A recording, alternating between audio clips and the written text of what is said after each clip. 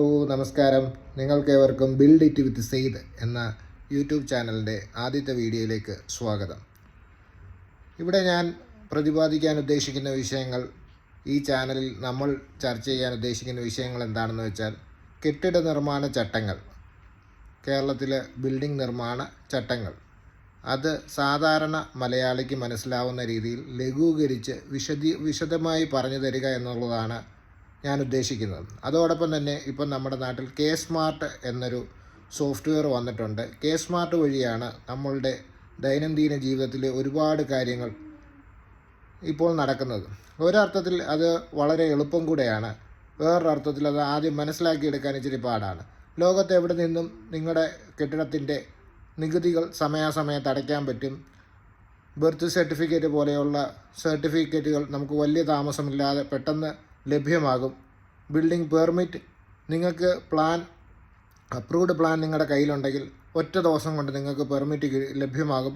അങ്ങനെ പല കാര്യങ്ങളും ഇപ്പോൾ കെ സ്മാർട്ട് എന്നൊരു സോഫ്റ്റ്വെയർ വഴിയാണ് നമ്മൾ നാട്ടിൽ ചെയ്യുന്നത്. അതിലേക്ക് നമുക്ക് വരും ദിവസങ്ങളിൽ, വരും വീഡിയോകളിലേക്ക് കടന്നു വരാം.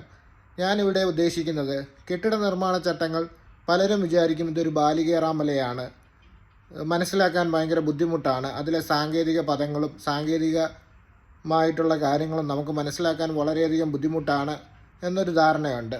ഞാൻ ഇതിനു മുന്നേ, ഒരു വർഷം മുന്നേ, നമ്മുടെ ഒരു സുഹൃത്തിൻ്റെ കൂടെ ഞാൻ ഒരു വീഡിയോ ചെയ്യുകയുണ്ടായി. ഏകദേശം 1.25 ലക്ഷത്തോളം ആളുകൾ അത് കാണുകയും ലോകത്തിൻ്റെ വിവിധ കോണുകളിൽ നിന്നുള്ള മലയാളികൾ പല കാര്യങ്ങളായി, പല ഡൗട്ടുകളായി എന്നെ ബന്ധപ്പെടുകയും ചെയ്തിട്ടുണ്ട്.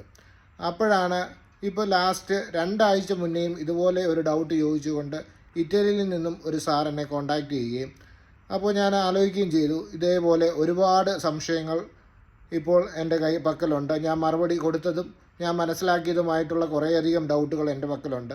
അപ്പം അത് വെച്ചുകൊണ്ട് ഒരു യൂട്യൂബ് ചാനൽ, അതിൽ നമുക്ക് ദൈനംദിനമായിട്ട് നമ്മുടെ ആവശ്യത്തിന് ഉപയോഗിക്കാൻ പറ്റുന്ന കെട്ടിട നിർമ്മാണ ചട്ടങ്ങളെ, കാര്യങ്ങൾ, അതെങ്ങനെ ഒരു സാധാരണ പൗരന്, ഒരു സാധാരണ മലയാളിക്ക് മനസ്സിലാവുന്ന രീതിയിൽ വ്യക്തമാക്കിയും വിശദമാക്കിയും കൊടുക്കുകയും, അതേപോലെ തന്നെ കേരളത്തിലെ വീട് നിർമ്മാണവുമായിട്ട് ബന്ധപ്പെട്ടുള്ള നമ്മുടെ സംശയങ്ങൾ ദൂരീകരിക്കുകയും ചെയ്യുക എന്നുള്ളതാണ് ഞാൻ ഈ ചാനൽ കൊണ്ട് ഉദ്ദേശിക്കുന്നത്.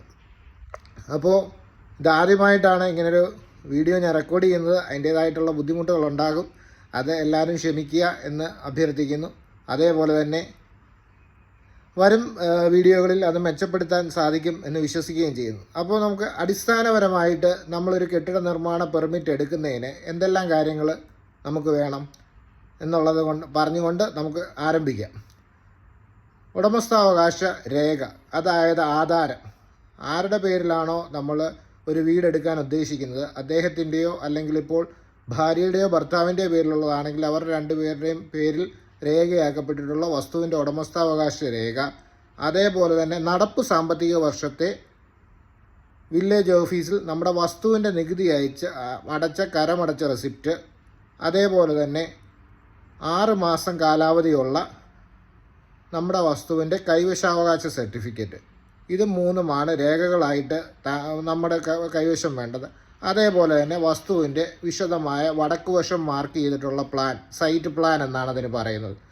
ഈ 4 രേഖകളുമായി നിങ്ങളൊരു ലൈസൻസ്ഡ് എഞ്ചിനീയറെ അല്ലെങ്കിൽ ലൈസൻസ്ഡ് സൂപ്പർവൈസറെ, നമ്മുടെ കേരള കെട്ടിട നിർമ്മാണ ചട്ടങ്ങൾ പ്രകാരം നിങ്ങൾക്ക് ബിൽഡിംഗ് ലൈസൻസ് എടുത്ത് തരാം അവകാശപ്പെട്ട, അതിനു വേണ്ടിയിട്ട് സർക്കാരിൽ ഫീസ് അടച്ച് രജിസ്റ്റർ ചെയ്തിരിക്കുന്ന ഒരു സൂപ്പർവൈസർ ലൈസൻസിയോ അല്ലെങ്കിൽ എഞ്ചിനീയറിംഗ് ലൈസൻസിയോ ബന്ധപ്പെട്ട് നിങ്ങൾക്ക് കാര്യങ്ങളുമായിട്ട് മുന്നോട്ട് പോകാം.